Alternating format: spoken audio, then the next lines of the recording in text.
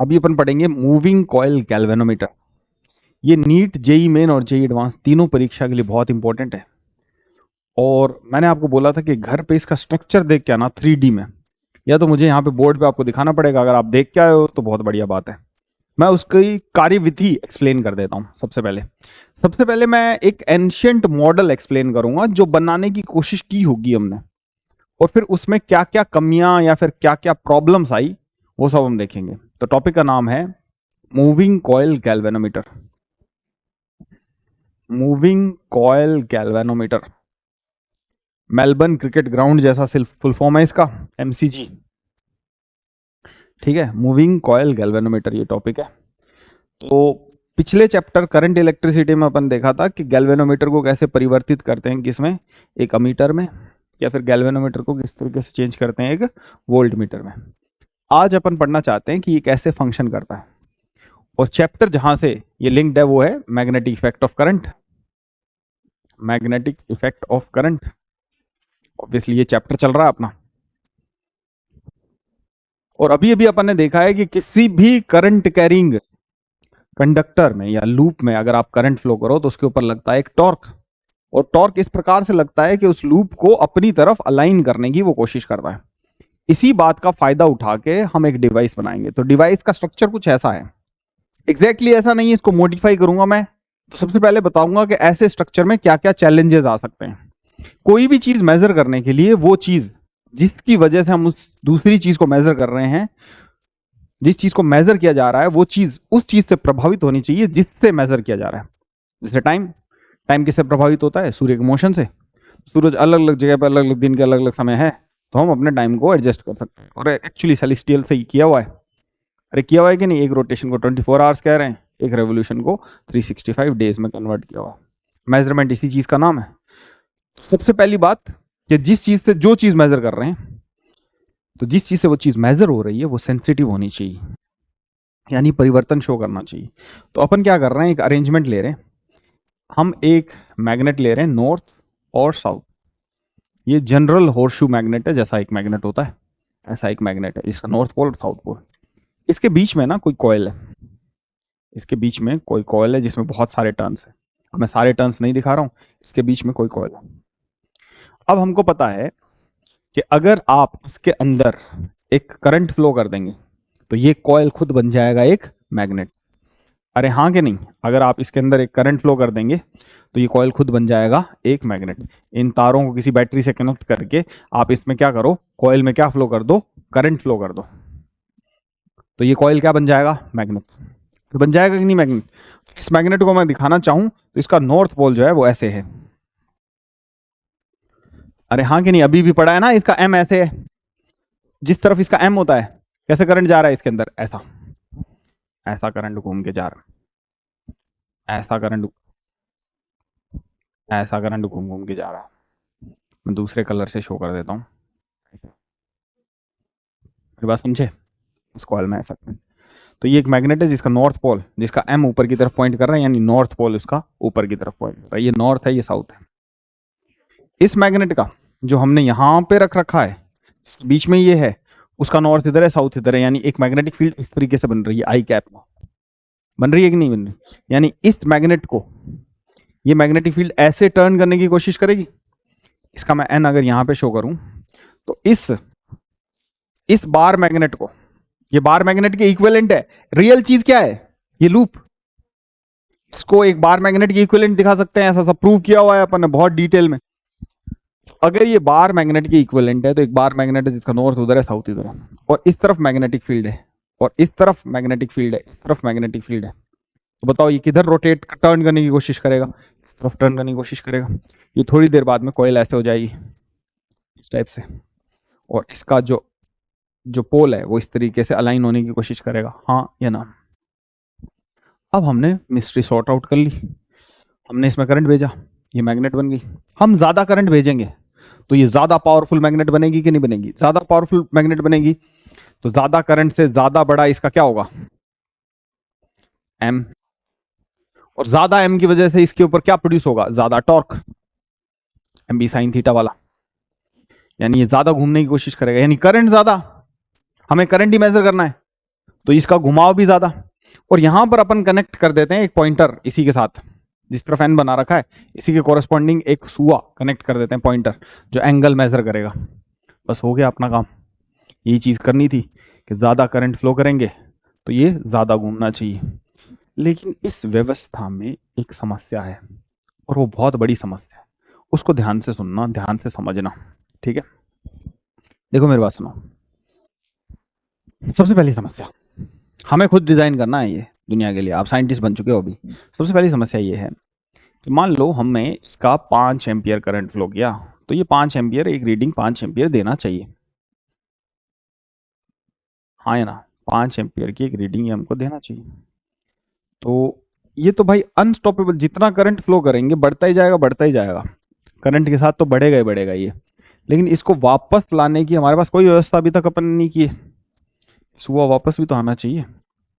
और मेरी बात समझ रहे हो कि नहीं? 5, जब मान लो करंट फ्लो करना बंद कर दूं तो 5 पे ही रह जाएगा वो तो। अरे हाँ या ना? और दूसरी बात, अगर इसके पास वेलोसिटी आ गई तो इसको रोकने वाला भी तो कोई चाहिए एग्जैक्टली 5 पता करने के लिए। तो ऐसी कौन सी डिवाइस है जो किसी चीज को वापस ले आती है? फेंक दो आप हाथ में लेके किसी चीज, क्या? स्प्रिंग। स्प्रिंग ऐसी डिवाइस है, स्प्रिंग ऐसी डिवाइस है।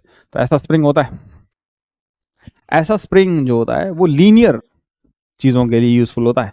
हम इसमें टॉर्शनल वाला स्प्रिंग, जैसे ऐसे चूड़ी चढ़ाते हैं जिसको बोलते हैं अपन, टॉर्शनल वाला स्प्रिंग यहाँ पे लगाएंगे। यहाँ पर मान लो ऐसा ऐसा एक स्प्रिंग हो, इस टाइप से रहता है वो। नहीं समझे? ये जो कॉइल थी ना, इसके साथ ऐसे कनेक्टेड रहता है वो। इसको घुमाएंगे तो ये टर्न थीटा के साथ, उसका क्या होता है? के एक्स होता है फोर्स। इसके लिए ऐसा सी थीटा करके कुछ लिखते हैं, थीटा के प्रोपोर्शनल हो जाता है उसका फोर्स। अरे हाँ कि नहीं? ऐसी एक चूड़ियों वाला स्प्रिंग जो है वो यहां पर अपन लगा रखा है। ये बात समझ में आ रही है तुमको? स्प्रिंग को ऐसा कर दो। अरे ये चित्र समझ में आ रहा है? मैंने चित्र देखने के लिए पहले ही बोला था, हम तो मेन चीज समझा रहे हैं। अब इसके ऊपर टॉर्क कितना लगेगा? टॉर्क इक्विलिब्रियम में, टॉर्क जो मैग्नेटिक फोर्स का लगा है वही टॉर्क स्प्रिंग का होना चाहिए। मैग्नेटिक फोर्स का लगता है एम बी साइन थीटा,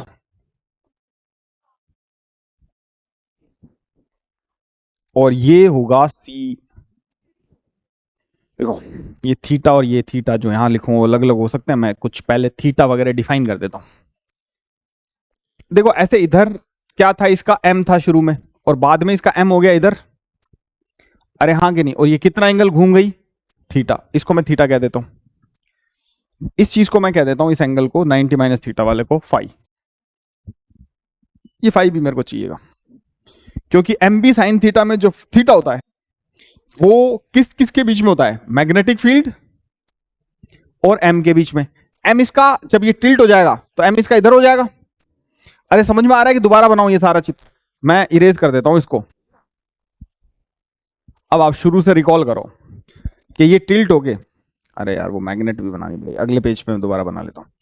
ये आपके पास एक मैग्नेट है नॉर्थ, ये साउथ। इस बार जितनी चीजें बोली थी उतनी बोलूंगा नहीं मैं, तो फिर वैसा का वैसा स्ट्रक्चर हो जाएगा। अपने पास यहां पर क्या होनी चाहिए? एक कॉइल होनी चाहिए जिसमें हम करंट फ्लो कर सकें। ये कॉइल में हम कैसे भी करके करंट फ्लो कर देंगे तो ये बन जाएगी एक मैग्नेट। और मैग्नेट एक्सटर्नल मैग्नेटिक फील्ड में महसूस करता है टॉर्क। ये इसका वर्किंग प्रिंसिपल है। आपको अगर प्रिंसिपल लिखने का आ जाए इसका, तो ये वर्किंग प्रिंसिपल इसका क्या हो जाएगा? यही वाला हो जाएगा कि मैग्नेटिक फील्ड में एक करंट कैरिंग लूप में experience torque. Uniform magnetic field में एक्सपीरियंस इसलिए लिखा कि अगर उसका थीटा 0 है तो नहीं एक्सपीरियंस करता वो, या 180 है तब भी। इसका मैग्नेटिक फील्ड किधर है? इधर है। इसका एम किधर है? इधर है। थोड़ी देर में ये टिल्ट हो जाएगा, क्योंकि मैग्नेटिक फील्ड तो इसको ऐसा करने की कोशिश करेगा, क्योंकि इसका नॉर्थ ऊपर है और साउथ क्या है? नीचे। तो मैग्नेटिक फील्ड नॉर्थ पे इधर फोर्स लगाएगा, साउथ पे इधर, ऐसा हो जाएगा। ये मैग्नेटिक फील्ड की तरफ होगा। तो मैं इस एंगल को कह देता हूं थीटा। थीटा क्या है? थीटा वो एंगल है जिससे ये कॉइल रोटेट हो गई है। इसी कॉइल के साथ हमने एक सुआ भी लगा रखा है ताकि वो सुआ भी रोटेट हो। हम ज्यादा करंट फ्लो करेंगे तो ज्यादा टॉर्क लगेगा, सुआ ज्यादा रोटेट होगा। Very successful. लेकिन प्रॉब्लम है एक, वो problem I would like to show. इधर एक मैग्नेटिक फील्ड है। किधर है मैग्नेटिक फील्ड? तरफ। एक्सटर्नल मैग्नेटिक फील्ड की लाइन इधर है ना इसकी, नॉर्थ टू साउथ। और इसका एम किधर है? फ्लोरेसेंट ग्रीन वाला। तो इनके बीच में कुछ एंगल मान लेता हूं मैं, इनके बीच में कुछ एंगल मान लेता हूं यार मैं। क्या मान लू उसको मैं? फाई। तो टॉर्क लगेगा एम बी साइन फाई, और वो लगता है सी थीटा के बराबर। थीटा क्यों? क्योंकि ये जो चीज है वो कितना घूमी उसके हिसाब से लगता है वो। तो वो थीटा लिखूंगा वहां पे, इसलिए मैंने पहले कहा था कि वो दोनों अलग अलग हो सकता है, हो जाए। अब मेरी बात सुनना, एम को क्या लिख सकते हैं? N I A B sine phi is equal to C theta. हमें एक ऐसा डिवाइस चाहिए था जो लीनियरली वेरी करता हो आई के साथ, यानी आई बढ़ाने पर उसका थीटा स्क्वायर से ना बढ़े, हाफ पावर से भी ना बढ़े, 3.1 पावर से भी ना बढ़े। कैसे बढ़े? लीनियरली। लगभग कामयाब है हम यहां पे, आई बढ़ाने पर थीटा बढ़ेगा। लेकिन there is an issue here. ये फाई देखो, टॉर्क एक समान नहीं लग रहा है यहां पे। देखो ये फाई जैसे जैसे इसकी तरफ जाता जा रहा है, हम तो ज्यादा आई करेंगे ज्यादा इसकी तरफ होएगा। ये फाई क्या होता जा रहा है? कम। और अगर ये फाई कम हो रहा है तो साइन फाई कम हो रहा है। यानी ये जो थीटा है ये सिर्फ आई पे डिपेंड करना चाहिए था। थीटा जो है वो आई और साइन फाई दो चीजों पे डिपेंड करने लग गया। ये सही डिवाइस नहीं है। मैं क्या कह रहा हूं, ज्यादा आई भेजेंगे तो ज्यादा थीटा आना चाहिए, लेकिन ज्यादा आई भेजेंगे तो ज्यादा थीटा बनेगा तो फाई कम हो जाएगा। फाई कम हो जाएगा तो टॉर्क ज्यादा होना चाहिए था, लेकिन टॉर्क क्या हो जाएगा? कम। There is a problem here with this device. तो हम इसको कैसे सॉर्ट आउट करेंगे वो स्ट्रक्चर में आपने देखा है। अब मैं रियल गैल्वेनोमीटर बनाना चाहता हूं। अब साइंटिस्ट बन लिए अपन, कैसा नहीं बनाना है हमको। इसकी वजह भी हमको पता चल गई कि ऐसा क्यों नहीं बनाना है। हम फोटो इलेक्ट्रिक इफेक्ट पढ़ते हैं तो हम पहले पढ़ते हैं कि वेव थ्योरी क्यों फेल हो गई उसको एक्सप्लेन करने में, फिर जाके पढ़ते हैं कि आइंस्टीन ने ऐसा क्या कंट्रीब्यूशन दिया। तो एक बार बेटा बोतल देना आपकी। अब की बार हम एक और स्ट्रक्चर बनाएंगे जिसके अंदर हम एक सिलेंडर लेंगे जो सॉफ्ट आयरन का बना हुआ है। किसका बना हुआ है? सॉफ्ट आयरन का। सॉफ्ट आयरन का क्यों बना हुआ है वो अभी दिखाऊंगा मैं थोड़ी देर में। बना हुआ है उसका, इसके ऊपर कोयल ऐसे लपेटी जाएगी, ऐसे ऐसे नहीं, ये नहीं, जो जो ये नहीं, ऐसे। ये जो है ऐसे रेक्टेंगुलर कॉइल बिल्कुल। और ये फिगर क्या है, ये चीज क्या है? सिलेंड्रिकल। या फिर आप ऐसे लपेट दो जैसा आप चाहो, ऐसी लपेट दो चाहे ऐसी लपेट दो, इट डजंट मैटर। मैं ऐसी लपेट देता हूं। अरे समझे कि नहीं? ये समझ में आया? अब आपको यहां पे बोर्ड पे बनाया जाए तो ये कॉइल ऐसी सिर्फ एक सीधी लाइन दिखेगी। यानी अगर इन मैग्नेट के बीच में अगर इसका व्यू लिया जाए तो कैसा दिखेगा वो? ये वो मैग्नेट है एस एन, और ये गोलू है, और ये वो कॉइल है। इसके अंदर कितने टर्न्स है? N turns. इसके साथ हुआ कनेक्टेड है। किसके साथ? इस कॉइल के साथ। फिर वैसे ही वो स्प्रिंग कनेक्टेड है, वो सारी व्यवस्थाएं वैसी हैं जैसी थी। ये बात समझे? अब ये मैग्नेट भी थोड़ा चेंज करते हैं। इस मैग्नेट को क्यों चेंज करते हैं? हॉर्सशू मैग्नेट से चेंज करके कॉनकेव क्रॉस सेक्शन का मैग्नेट बना लेते हैं। यस, अभी I will explain in minutes के why do we do this. ये एन है, यस, ये सूटेबली कनेक्टेड है उसी टाइप के स्प्रिंग के साथ जो आपको पता ही था जैसे कैसा स्प्रिंग है वो। अरे हाँ, स्प्रिंग को नहीं बनाना चाहता हूँ, ये मैसी हो जाएगा। इसके साथ सुआ भी कनेक्टेड है। आप इसकी एल्गोरिदम, इसकी व्यवस्था देखिए। इसके साथ वो सुआ कनेक्टेड है जो हमको करंट बताया। स्प्रिंग से हमने वो व्यवस्था कर ली कि हाँ भाई 5 का है तो 5 पे रुक जाए वो। उसके लिए और व्यवस्थाएं भी करते हैं एडी करंट जैसी, तो उसको स्टॉप कर दे, क्योंकि हो सकता है उसके पास काइनेटिक एनर्जी रह जाए। वो सभी इस लेक्चर में बोलने वाला विषय नहीं है, वो बाद में कभी बोलो। एन एस, ठीक है। अब इससे जो फील्ड बन रही है ना लाइनें, वो क्या बनती हैं? रेडियल ऐसी। इसमें जो जाएंगी टर्मिनेट होंगी वो भी ऐसी। अरे मेरी बात समझे कि नहीं समझा? अब ये क्या करता है, सॉफ्ट आयरन क्या करता है, अगर कोई फील्ड लाइन इसके पास में से जा भी रही है उसको अपने विद इन सक कर लेता है, पी जाता है उसको, अपने अंदर ले लेता है। वजह क्या है? क्योंकि ये बहुत ही फेरोमैग्नेटिक मटेरियल है। कौन? Soft iron. ज्यादा से ज्यादा अब्जॉर्प्शन कर लेता है। अब मेरी बात सुनना, ये जो तारे हैं, ये मैग्नेटिक फील्ड लाइन है, अंदर क्या कर, वैसे अंदर ऐसी होती हैं ये, मैं उसमें नहीं जा रहा हूं, अंदर कैसी होती है मतलब ही नहीं है, क्योंकि जो चीज मुख्यतः इससे प्रभावित हो रही है वो तो एक लूप है, और लूप इस बॉटल जो आपको मैंने अभी भी दिखाई थी उसके बाहर बना हुआ है। ये बॉटल के, इस बॉटल के यहां पे ऐसे लूप है। अरे हाँ कि नहीं, ये तो बाहर इसकी जो तारे हैं वही प्रभावित होंगी ना, इसके अंदर तो है ही नहीं ना लूप। अरे लूप तो खोखला है ना, ऐसे ऐसे ऐसे, ऐसे इसके बाहर से तारे लपेटी पड़ी है यार। अरे मेरी बात समझे? तो अब देखो, इस लूप के ऊपर क्या टॉर्क लग रहा है, ये लूप तय करेगा कि ये कितनी मैग्नेटिक फील्ड लाइन से इंटरेक्ट कर रहा है। इधर उधर क्या हो रहा है उस मैग्नेटिक फील्ड से, इस लूप को तो कोई लेना देना नहीं है भाइयों। एम क्रॉस बी में जो बी लिखा जाता है वो उस एरिया के साथ इंटरेक्टेड बी लिखा जाता है। अरे मेरी बात समझ रहे हो ना, इसके साथ ऐसा, ये समझ रहे हो ना, ये स्ट्रक्चर, तो इसके साथ क्या केवल यही मैग्नेटिक फील्ड लाइंस इंटरेक्ट कर रही हैं? हाँ, अंदर भी हैं ये 3D में, कि क्या वो यही कर रही हैं? हाँ। तो अभी इसका एम, इसका एम बता दो किधर है, इसका एम, ये ऐसी कोयल है अपवर्ड्स, ऐसी कोयल है ना, ये पेज के अंदर जा रही है ऐसे। कोयल कैसे बनी हुई है? इसके बाहर ऐसा ऐसा लपेटा गया है ना। इसका एम किधर है? अप। इसका बी किधर है? इधर। अभी थोड़ी देर बाद में जब रोटेट होगा, हमें साइन फाई से मुक्ति चाहिए थी, अभी थोड़ी देर बाद में जब रोटेट होगा तो इसके साथ कौन सी मैग्नेटिक फील्ड लाइंस इंटरेक्ट करेंगे? जो ये वाली है।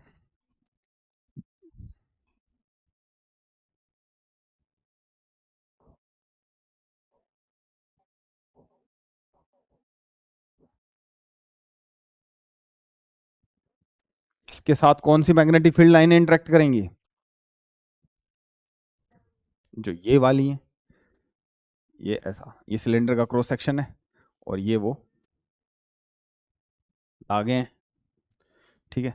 इसके साथ जैसे अभी यहां पे है तो ये वाली कर रही है, यहां से भी आ रही होंगी फील्ड लाइनें, तो जैसे ये मुड़ जाएगा तो इसके साथ कौन सी इंटरेक्ट करेंगी? यही वाली करेंगी ना।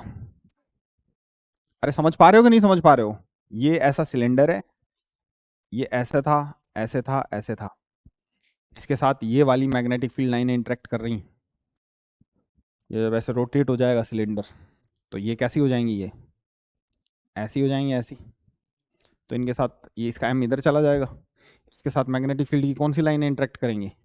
ये वाली करेंगी। तो मैग्नेटिक फील्ड इसके हमेशा ही कितने डिग्री पर रह जाएगा? 90 डिग्री। तो एम बी साइन फाई की बजाय वो एम बी बन जाएगी चीज। यस और नो गाइस? यस। टॉर्क हो जाएगा सी थीटा, अब मैथमेटिकल पार्ट लिख रहा हूं, that will be equal to M B, not M B sine phi और एनीथिंग। हमें फाई से मुक्ति मिल गई है, साइन फाई से। C theta is equals to N I A, ये तो एम की वैल्यू हुई इंटू बी,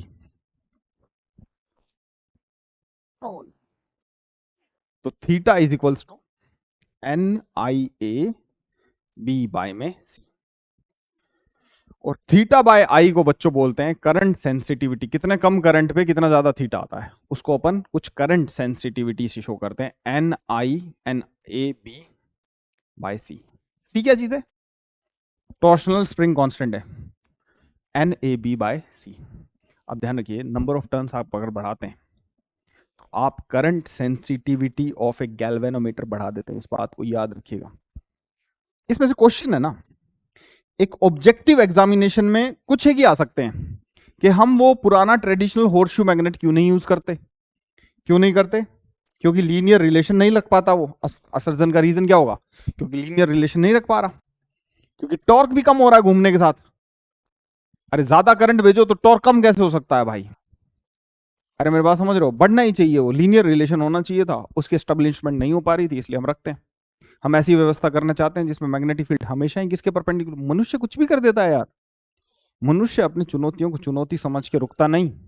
कामयाब मनुष्य वो कुछ भी कर देता है, और उसकी चीजों का स्ट्रक्चर देखो ना। एसी करंट है, एसी करंट एक बार जाता है एक बार आता है, कैपेसिटर को कैसे चार्ज करेगा? हमारे मोबाइल को कैसे चार्ज करेगा? उसके लिए भी हमने रेक्टिफायर्स बना रखे हैं। Half wave rectifier, full wave rectifier. और फिर उसमें भी सेमीकंडक्टर में शो करूंगा मैं, तो उसमें भी वो अल्टरनेटिंग करंट का जो वैल्यूज है उसको गिरने नहीं देता, कांस्टेंट वैल्यू पे रख लेता है with help of a capacitor. ये नीट का प्रीवियस ईयर भी है, इंटरेस्टिंग लगा मेरे को वो बहुत। क्या डिवाइस यूज करते हो आप उसके लिए? कैपेसिटर यूज करते हो। तो मेरे कहने का मतलब है कि अपनी मुश्किलों से हारता नहीं है वो, उसके लिए और आगे बढ़ता चला जाता है। ये बहुत बड़ी मुश्किल थी ना, आदमी एकदम गिव अप कर दे यार क्या करेंगे इसका, नहीं बन सकता ऐसा डिवाइस। एक तो वो क्वेश्चन बन सकता है ऑब्जेक्टिव परीक्षा में कि ऐसा क्यों है, सर्जन और रीजन। स्टेटमेंट से रिलेटेड बहुत क्वेश्चन बनाए जा सकते हैं ना। परीक्षाएं सिर्फ मैथमेटिकल कैलकुलेशन इन्वॉल्व हो, फॉर्मूला बच्चा रट ले और बच्चा पेपर दे आए, उसको पास नहीं होने देती। उसको ध्यान से समझना पड़ेगा आपको कि क्या लिमिटेशंस थी पुराने वाले में। दूसरी बात, तो करंट सेंसिटिविटी, करंट सेंसिटिविटी क्या हो जाएगी? इंक्रीज हो जाएगी। क्या करने पर? नंबर ऑफ टर्न्स इंक्रीज करने पर। एक जेई मेंस और नीट का पेट क्वेश्चन है, क्योंकि एडवांस का क्वेश्चन तो इन बातों से बन नहीं सकता है। वो क्वेश्चन ये है, क्वेश्चन ये है कि वोल्टेज सेंसिटिविटी एन के कितनी पावर के डायरेक्टली प्रोपोर्शनल है। तो वोल्टेज सेंसिटिविटी बहुत इंपॉर्टेंटली लिख लीजिएगा, एन पे डिपेंड नहीं करती, नंबर ऑफ टर्न्स पे। सबसे पहला है करंट सेंसिटिविटी, तो इसके बारे में लिखेंगे I is directly proportional to N. I नहीं, theta by I.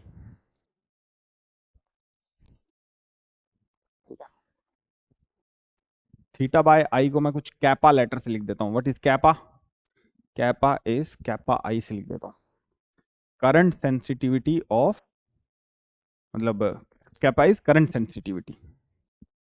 Kappa V से लिख देता हूं, दैट इज करंट सेंसिटिविटी की बजाय वोल्टेज सेंसिटिविटी हो जाएगा ये, थीटा बाय वी, मतलब theta by I into R. And what was theta by आई?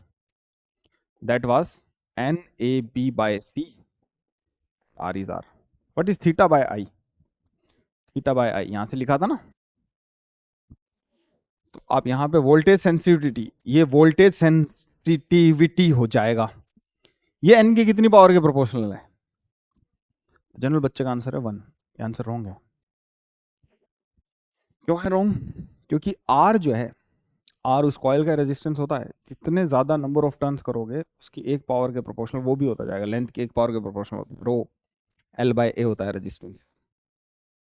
उस कॉइल की लेंथ बढ़ती जाएगी, एक टर्न किया उसी प्रोपोर्शन में लेंथ बढ़ती जाएगी। अरे हाँ कि नहीं, नंबर ऑफ टर्न्स ज्यादा करोगे तो लेंथ भी बढ़ेगा, तो आर भी बढ़ेगा। तो आर एन की एक पावर के प्रोपोर्शनल हो गया, ऊपर एन की एक पावर है।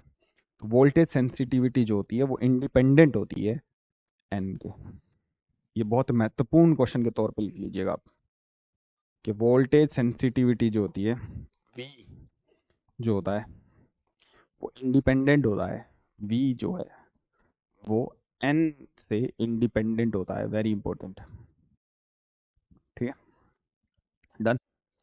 ये था मूविंग कॉइल गैल्वेनोमीटर। ठीक है, इससे बहुत मुमकिन है कि कोई क्वेश्चन आता ही है पेपर में।